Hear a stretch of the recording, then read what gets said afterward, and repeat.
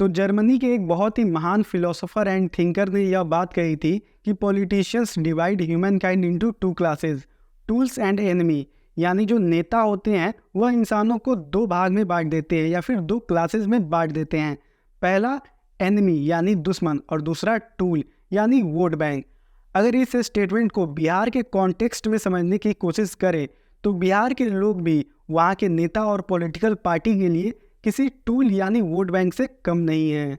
अब हम ऐसा क्यों बोल रहे हैं, तो इसका वजह है सेंट्रल गवर्नमेंट का बजट, जिसमें बिहार के लिए 56,000 करोड़ का स्पेशल पैकेज अनाउंस किया गया है।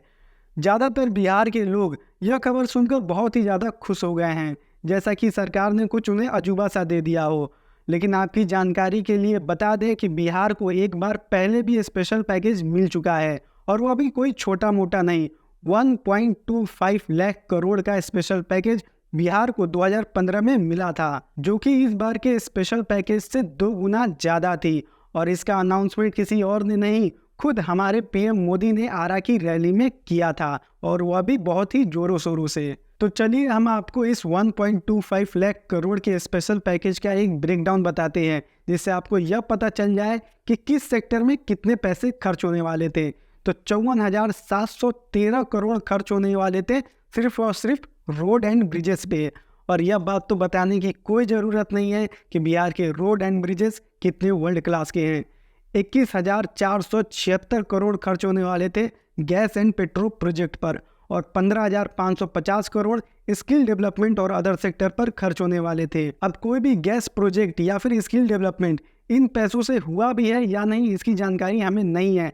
अगर आपके पास इसकी कोई भी जानकारी या फिर डेटा है तो हमें कमेंट बॉक्स में ज़रूर बताइएगा। हालांकि एक और बात बतानी बहुत ही ज़्यादा ज़रूरी है कि खुद नीतीश जी की सरकार को यह बात नहीं पता है कि पीएम के स्पेशल पैकेज का पैसा आखिर गया तो गया कहाँ। क्योंकि जब 2020 में x deputy CM Sushil Modi ji से यह सवाल पूछा गया था कि स्पेशल पैकेज का पैसा कहाँ गया, तो उन्होंने जवाब दिया कि यह पैकेज सेंट्रल गवर्नमेंट ने दिया था, इसीलिए स्टेट गवर्नमेंट के पास इस पैकेज से रिलेटेड कोई भी डेटा अवेलेबल नहीं है।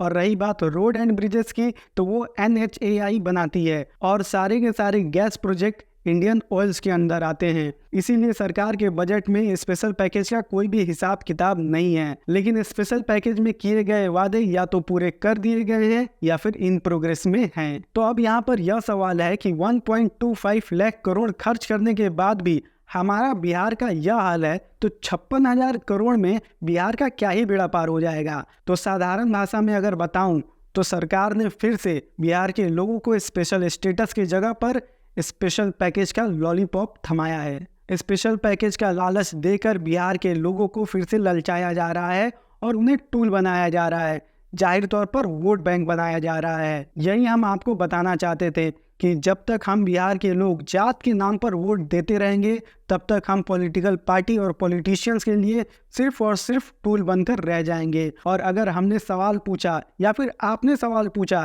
कि क्या हुआ 1.25 लाख करोड़ का, तो आप और हम सरकार के दुश्मन बन जाएंगे। तो अगर आपको जब भी मौका मिले तो सरकार का दुश्मन बनिए, ना कि टूल।